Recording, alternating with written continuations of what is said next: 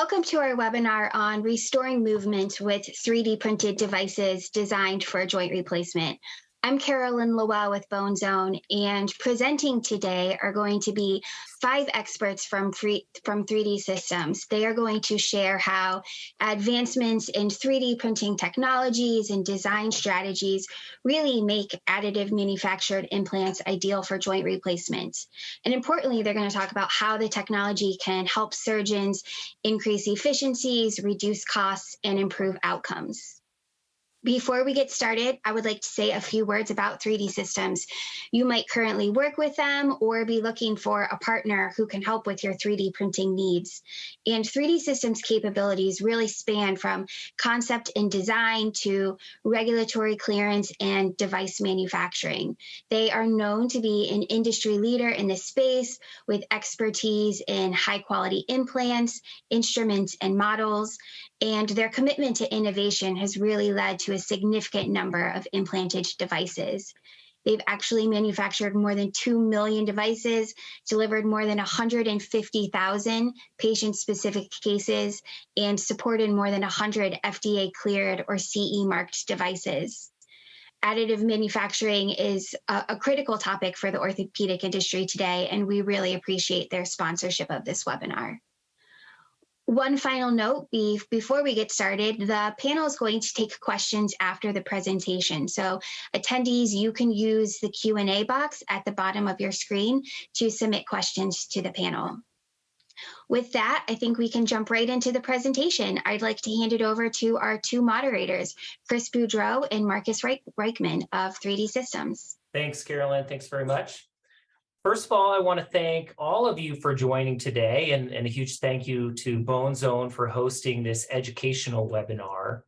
As Carolyn mentioned, the topic for today is focused on the utilization of 3D printing for the production of large joint arthroplasty devices.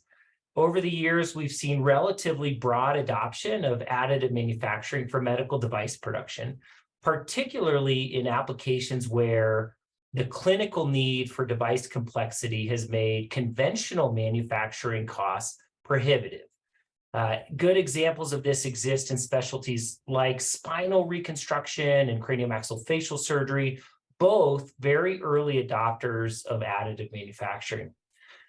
That being said, there has long been a perception, and perhaps rightly so, that additive may not be the right solution for large joint medical devices.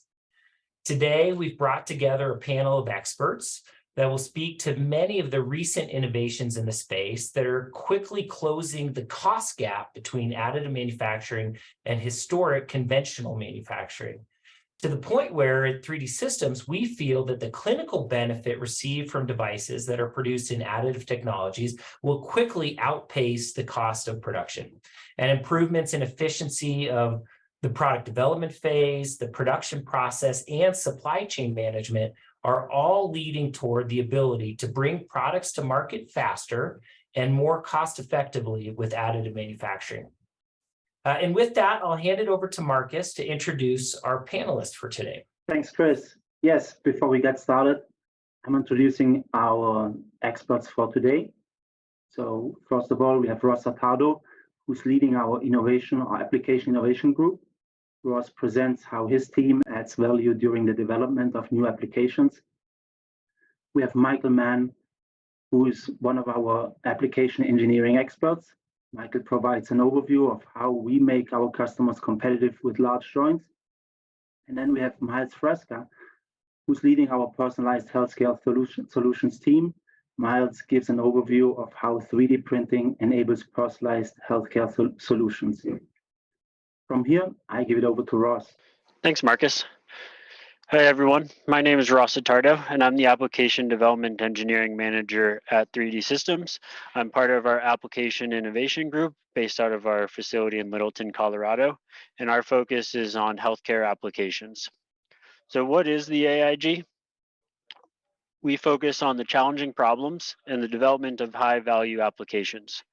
We have a range of global coverage in over 68 countries, covering the Americas, EMEA, APAC, with over 80 engineers worldwide.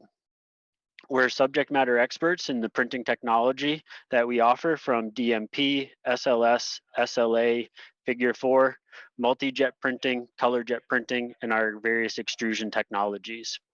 We have a proven track record of producing over 2 million medical devices manufactured in our facilities, as well as helping over 100 of our customers get FDA and CE marked devices into the marketplace. What is our strategy that we take with this? Well, first, we engage with our customers to understand what their requirements and what the product and application is that they're trying to target.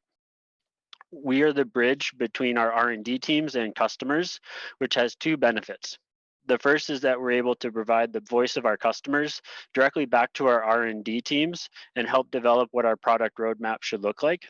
But secondly, we have direct access to hardware, software, and material experts to really solve customers' challenging problems.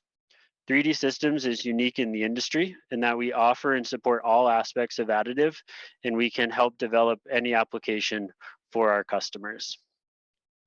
So what does a typical journey look like within the application innovation group?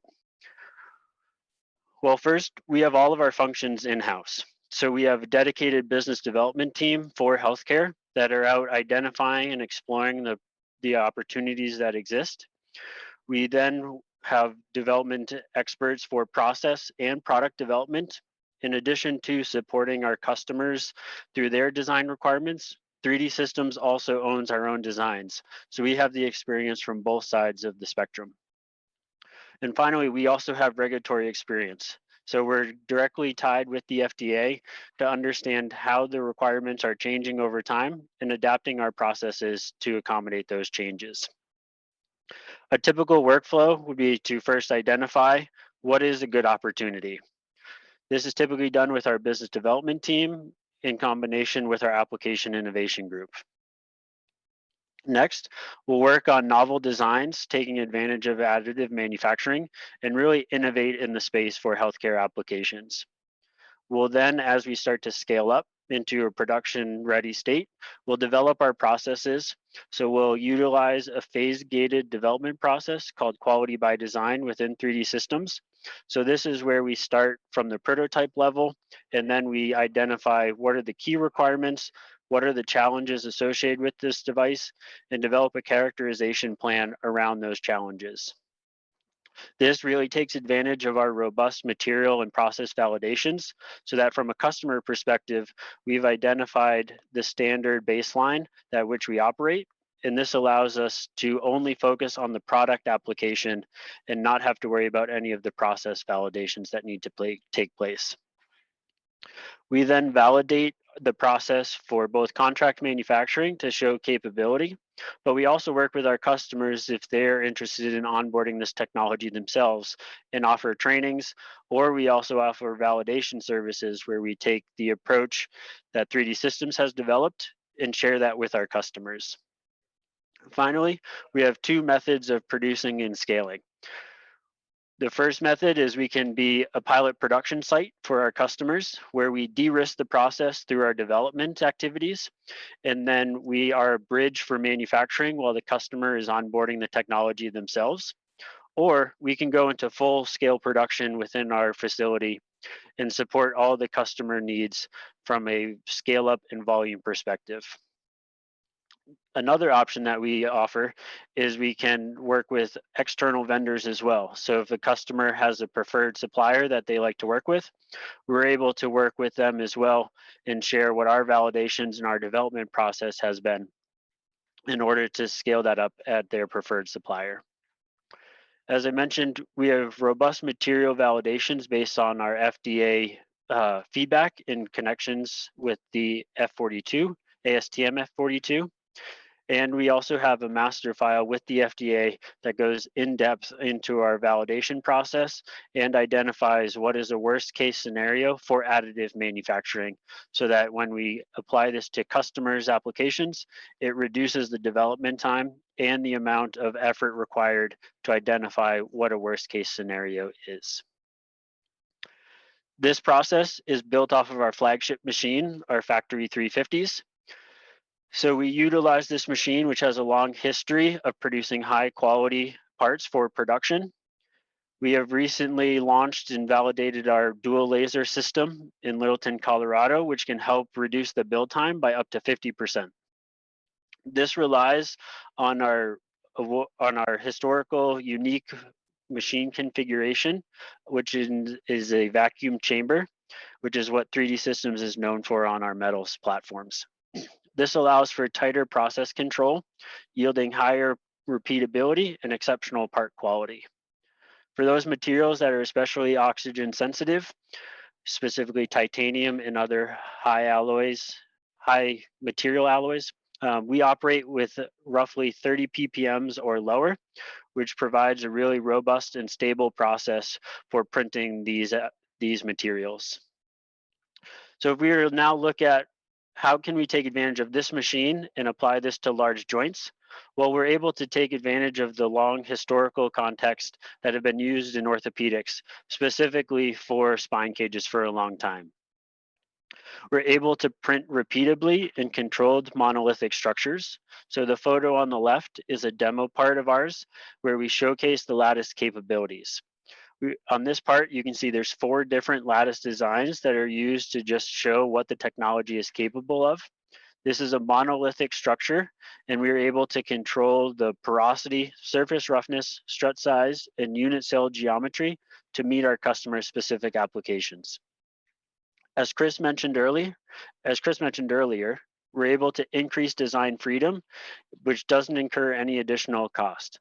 So this allows us for the part design to be optimized for its intended use rather than the manufacturing technology.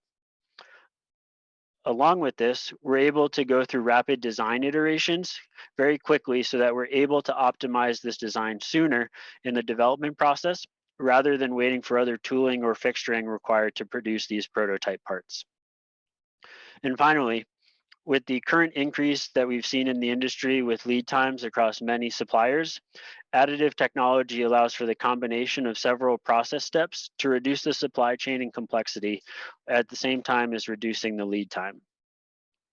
3D Systems is uniquely poised to support cost-competitive large joint applications through our recent improvements in hardware, software, and material.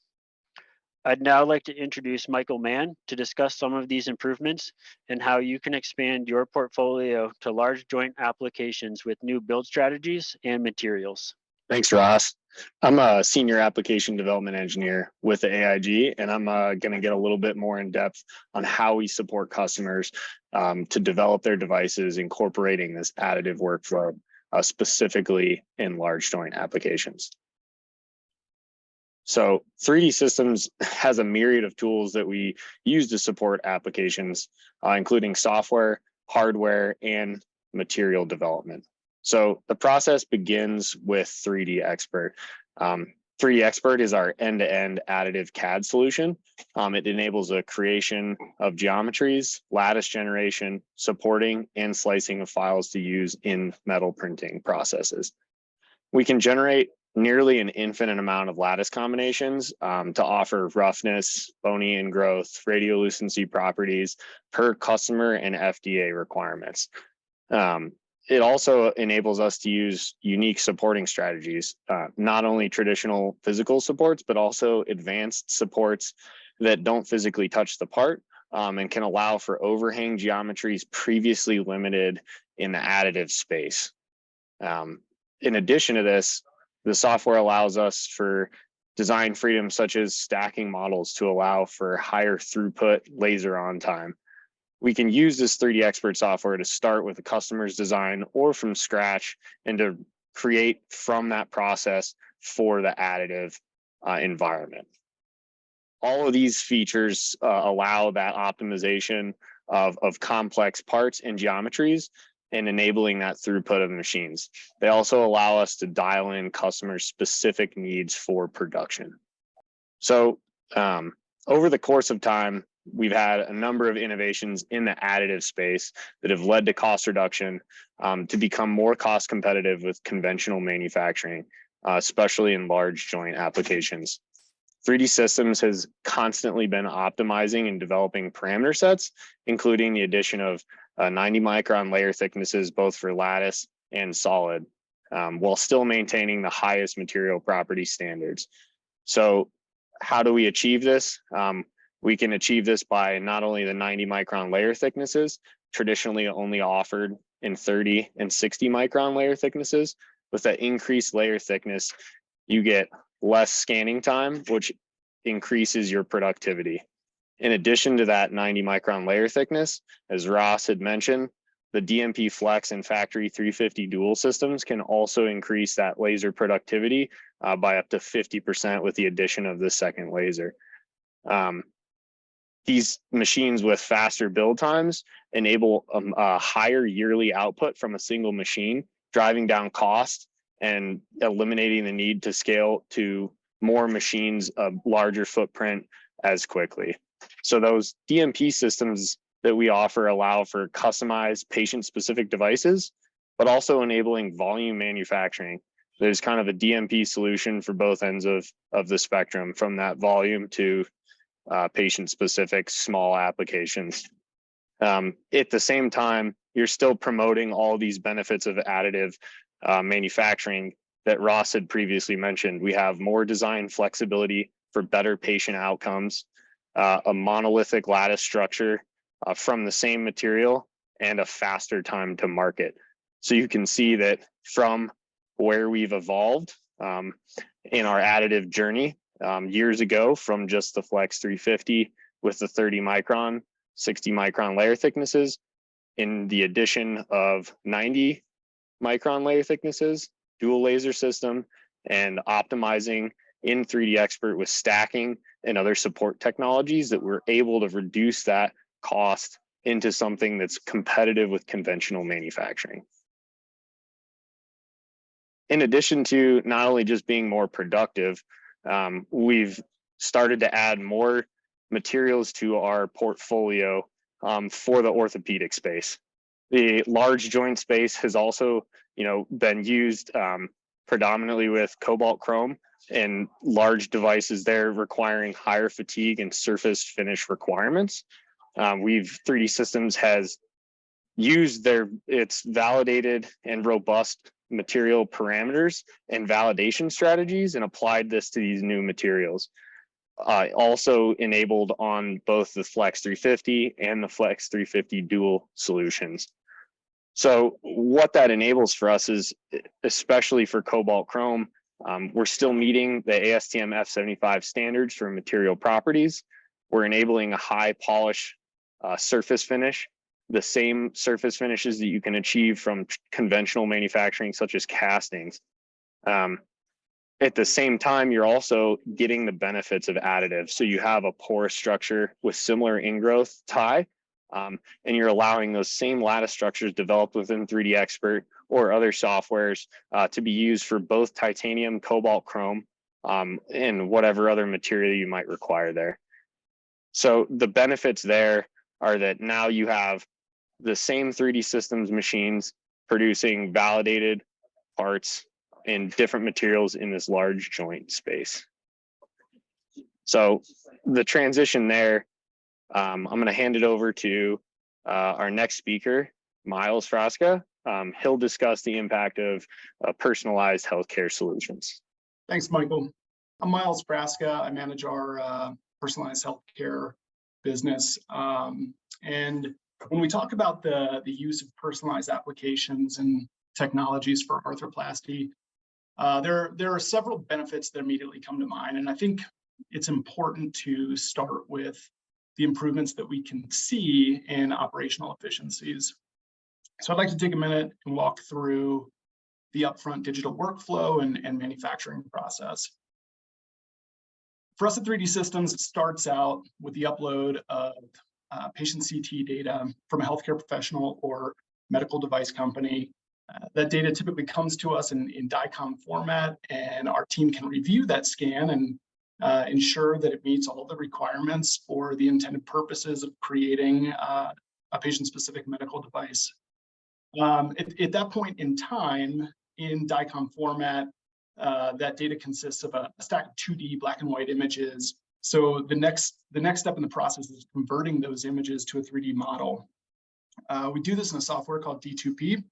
and that stands for DICOM to print. So D2P gives the user the ability to extract the anatomies of interest and convert those to a very accurate 3D rendering of the patient's anatomy. Following the imaging segmentation process, in most cases, we schedule a web meeting with one of our engineers and a surgeon to discuss that patient's unique needs and how the surgeon would like to approach that case from a surgical standpoint. So during that planning session, we can walk through the surgery step by step and digitally pre-create the ideal surgical outcome. We can make digital resections in bone and reposition anatomies and iterate on that plan as many times as needed until the surgeon's comfortable with the ideal outcome. So once the digital plan has been executed, we can hand those files off to our design team, and they use a software called Freeform, which is for most people who've used CAD softwares, the first thing they notice is that it's not just using a mouse and a keyboard. We're using what we call a haptic in a keyboard. And the haptic is essentially a device that has a pen attached to an arm that sits on your desk and provides you with haptic feedback as you interact with your digital model. So you can actually feel the digital parts that you're designing. And you know, so why is that important specifically? So if you look across the room at an object and you try to understand what the surfaces of that object are doing in space, and you have a pretty good idea, right? But if you go over and you pick that object and pick that object up and you run your hands over it and over those surfaces while visually studying it, you more quickly digest the reality of those geometries in much greater detail. So when you're working with very detailed organic geometries such as human anatomy, in my experience, it's allowed me to much more quickly wrap my head around what I'm working with and how to approach going about optimizing a well-fitting patient-specific design. So once we have that design complete, we can send those parts off to our manufacturing team for 3D printing. And following the manufacturing, excuse me, we can hand those parts off to our quality control team, who will then inspect the parts and ship them to the customer. So we've talked about quite a few steps here, but you know, in many cases, these steps can be performed in a matter of hours. Considering advancements in technology such as VSP, the VSP planning portal, you know, the VSP Connect gives surgeons real-time visibility to where their case stands in the process. And with advancements in some of the design technologies, in the next 12 to 24 months, I truly anticipate a lot of our times coming down even from where they're at today. So, you know, by front loading a lot of these processes, we're really taking a lot of stress off of the supply chain as it relates to these case types.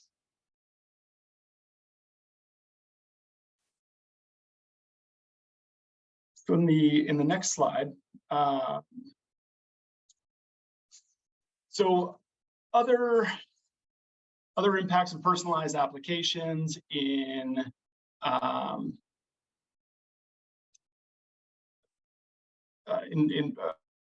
of personalized applications is in potential cost reduction. Manufacturers can expand on their device portfolios and bring a broader range of solutions to market without burdening them, you know, with the investment of holding on to inventory. These parts are made to order. So, and that goes for hospitals too. Hospitals can reduce the inventory levels as well. Instead of storing kits that include part sizes for a broad range of body types, they can only hold on to the components that are needed for that specific patient. All of this can drive down OR costs. And according to the Journal of Orthopedic Surgery and Research, total knee arthroplasty cases with PSI, the number of instrumentation trays was reduced by more than a third, and saved 36% in sterilization costs.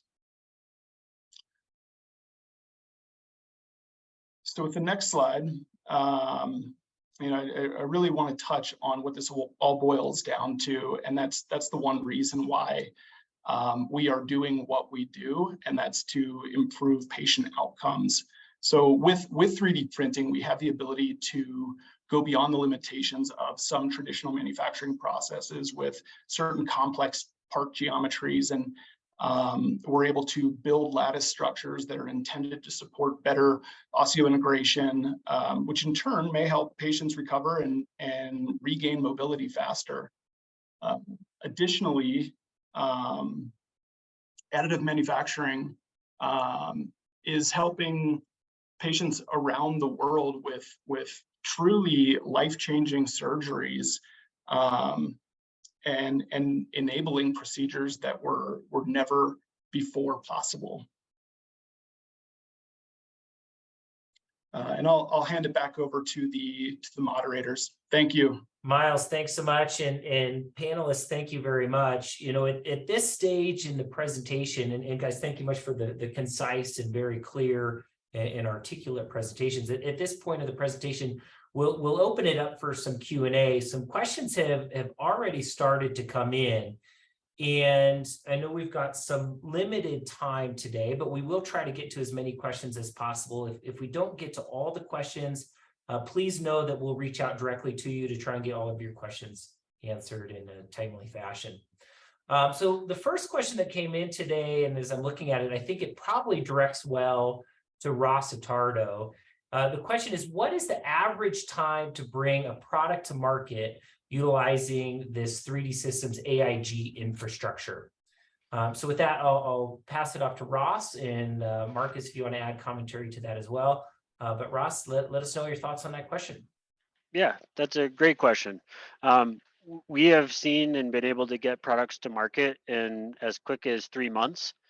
So it's really a collaboration between our customer and how we can utilize our existing machine validations, our master file with the FDA, our QBD development process, and then just our general knowledge of additive manufacturing, along with all of our historical data.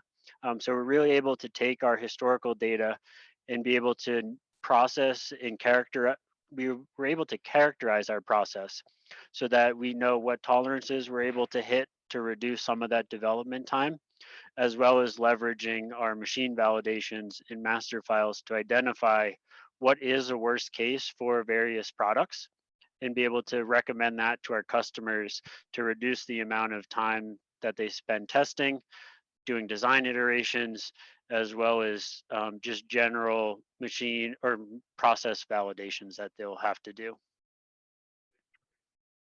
Just to elaborate on that a little bit, Ross, how has that changed over time? When customers were bringing product to market in the early 2010s, I know there's some examples of even some additively manufactured acetabular cups that took place back in 2010, 2012 timeframe. How has that AIG process evolved? Is this new? Is this different? How is what you guys have put in place accelerated that product to market? Yeah, so we've been closely tied to sort of the changing opinions of the FDA. So we understand what the current requirements are and sort of the landscape of additive manufacturing. In the beginning, it was a little unknown of what the requirements were and have since evolved and changed over the last 10 plus years. So as the AIG works with our various customers, we're in tune to what the FDA's current thinking is as it evolves and continues to grow. So we're able to adapt our processes to identify what is the FDA looking for clearances of medical devices, and really point our customers using our regulatory experience kind of in the correct direction for easier clearance of their devices. Yeah, Ross, I think that's a great point. And maybe just to add on that, I think our entire 3D Systems ecosystem is set up to support customers in a very nimble way to get to the market with new devices. We have a very strong quality system, very strong quality team, and with that, a very strong team that supports on the regulatory side as well.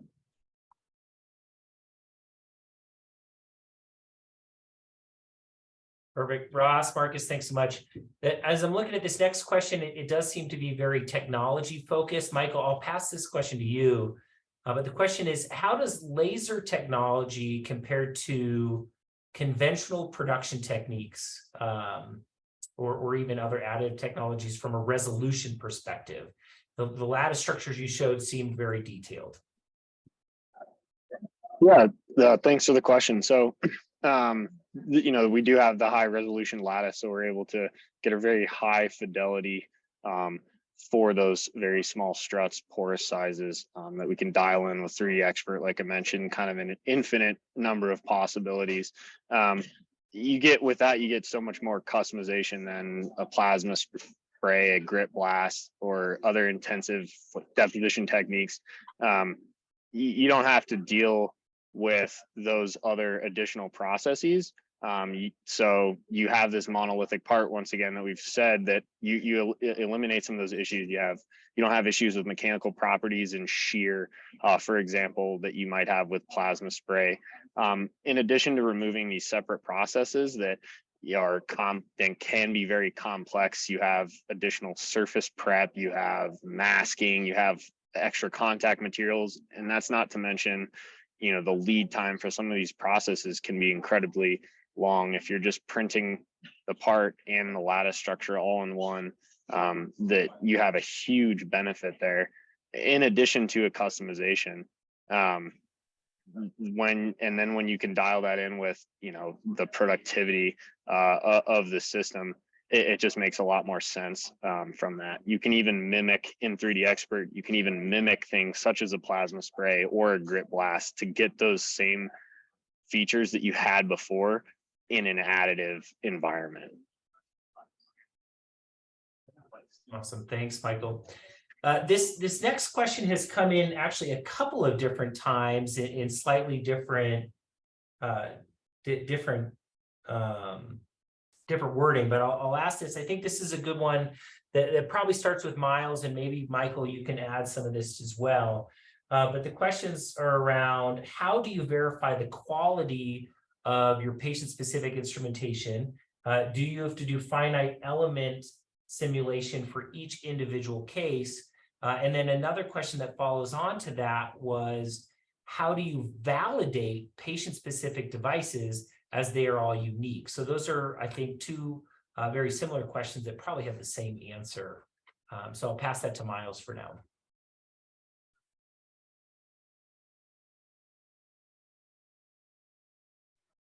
And Miles, you may be muted, so we can't hear you. Apologies. Thanks. So I think as far as the validation piece of that question goes, the goal is to always capture as many scenarios as possible and capture as many considerations there as possible. I think the reality is that we're probably not going to capture every scenario within the design envelope of a product. But during the development process, we work very closely with a carefully selected surgeon panel and pull on their expertise, and we do our best to offer a range of solutions that target the specific needs at hand. Awesome.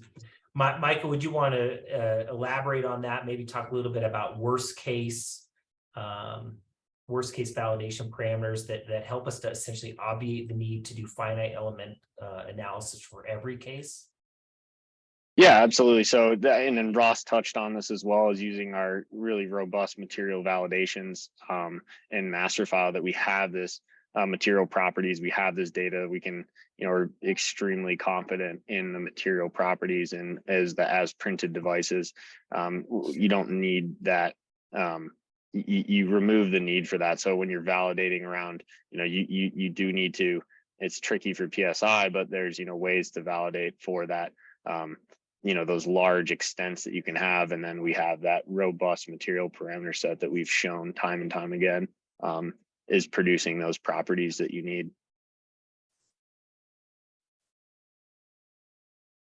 Awesome, thanks, Michael. The next couple of questions I think are also very similar.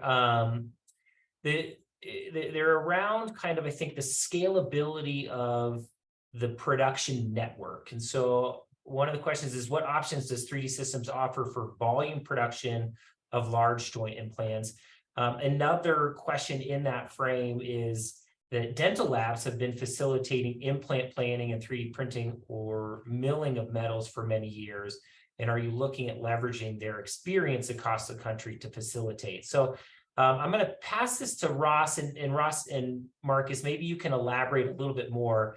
Dental is obviously a very different industry, but despite that, I think we have a very large and robust partner portfolio or partner network that we use, as well as some abilities in-house that we use for scaling production. Can we elaborate a little bit more on that? Yeah, so we have kind of, as I mentioned earlier, a couple approaches to scaling to production. So our first option is we scale internally at 3D Systems and support the customer's volume that way. The other side is we work with our partner network. So we have machines placed all over the country and all over the world that are utilizing this technology. The benefit of this technology is that the machine architecture is very stable. So from one machine to another machine, we're getting very similar results and similar properties. So this allows us to transfer it, as well as rely on the experience of our customer, of our partner base. So this material will process very similar to conventional wrought and bar stock material.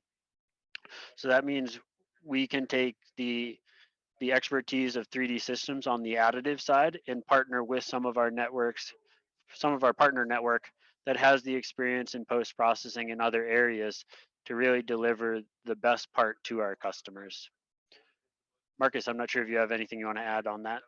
Yeah, no, great point, Ross. The only thing I want to add here is our validation strategy. We are supporting customers to validate our machines in the same manner we are validating our machines here internally. And that leads into a very steep learning curve on customer side and makes them successful really quickly in using our technology. And with that, it also makes it very easy to transfer projects, have 3D Systems maybe to take the peaks in demand and have a shared network of supply chain for implants and any additive needs. Great, Marcus, Ross, thanks so much for that. We're running tight on time here. We'll have a couple more questions that we'll be able to field from the audience. The next question that I have is around resolution. So what happens to your resolution when you jump from a 30 to 60 micron layers up to a 90 micron layers? I'm going to pass that to Michael, if that's all right. Yeah, I can definitely take that one. So with your resolution, right, that's going to be in the Z height, so the Z direction of the powder deposition. So between 30, 60 micron layers, that 90 micron, you're obviously stepping up your Z slices. So you lose some fidelity in going into a Z stepping, where if you have a very gradual curve or something, you have, slightly higher layer steps. But in terms of the actual resolution, it's a tricky question there, but like the spot size of the laser is unchanged, so you can still print those small features that you're doing with 30 and 60 microns. You just lose some of that maybe slight improvement on surface finish. So in terms of a lattice, you inherently generally want some roughness. So it's very hard to tell the difference between a 30-60 micron layer lattice and a 90 micron layer lattice. We have that hip cup. You can see there's some we've done with the various resolutions, and in a blind test, it's extremely hard to see. So you're still getting those same kind of properties from the lattice. You're just getting a higher throughput from it. So small, intricate structures, the less you have to scan those, higher layer thickness, the faster you're going to be able to print parts while still maintaining all those material properties.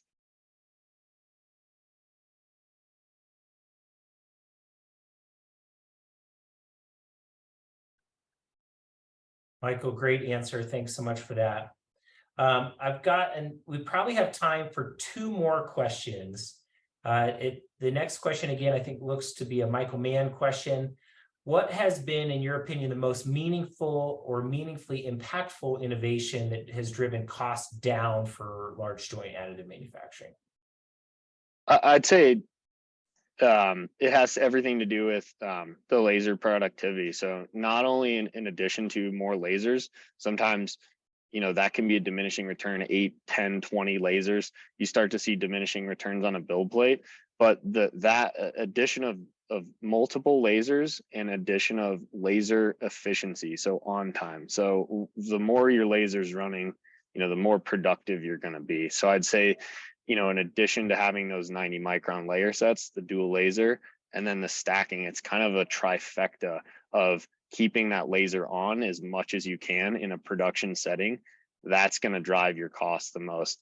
The second biggest thing is really going to be what downstream looks like. It depends on the customer's needs, and that's something the AIG helps develop with these customers is what does the full process map look like for your device, and some of those requirements that could then end up reducing or adding cost depending on your needs. So you're going to say definitely laser productivity, and then the downstream, the full value stream map there using additive.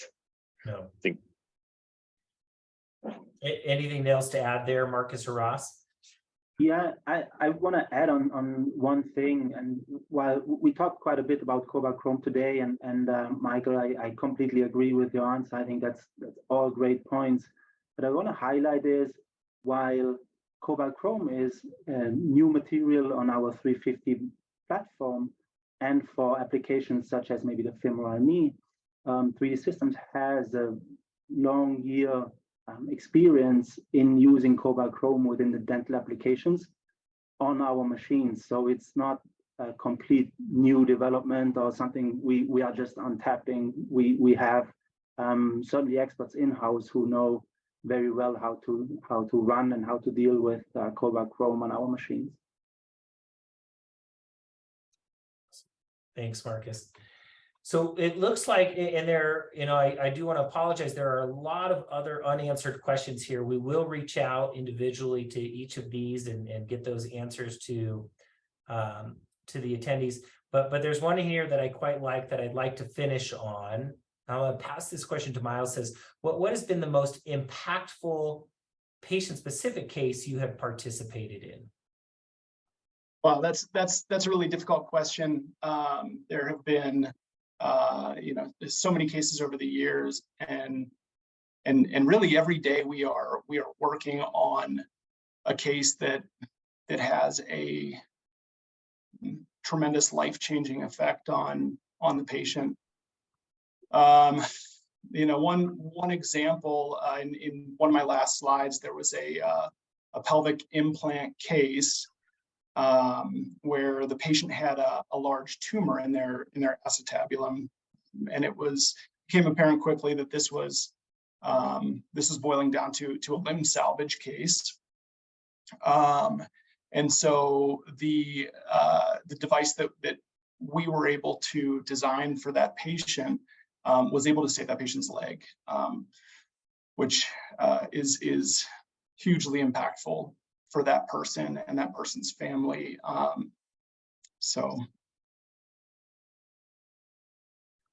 Awesome, Miles. I've been doing this a long time, and I see some of these cases both in the craniomaxillofacial space and the spine space, but I think some of the most dramatic ones that I've seen more recently have been in this large joint arthroplasty space. And, this concept that there are solutions that are now available for patients that otherwise would have to undergo a completely different surgical approach is pretty phenomenal. So with that, I'm going to pass it off to Marcus, and we'll just wrap up quickly. And as I mentioned, we will reach out to individuals to answer questions that we weren't able to get to today, but want to thank all of the panelists for their very thoughtful answers here. Thanks, Chris. Yeah, before we close, I also want to take the chance and thank Bozone, our engineering team, and most importantly, everybody attending this webinar for the interest and the great questions so far. It has really been a pleasure. I truly believe that our approach to putting customers first and providing customized solutions within development and software and hardware creates a unique value proposition to develop and manufacture medical devices on the market.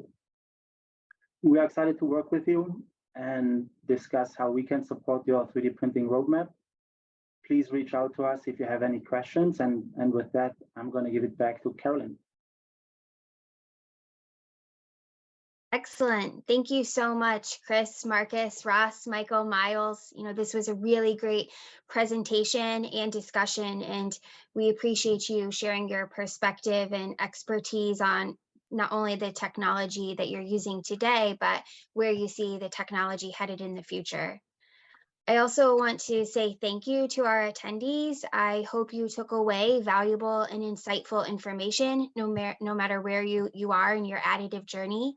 You can learn more about 3D Systems and their expertise at 3dsystems.com. And also an on-demand version of this webinar will be published at bonezonepub.com. So you can look for an email from me when it's available to watch. With that, I'd like to say thank you again, and I hope you have a great day.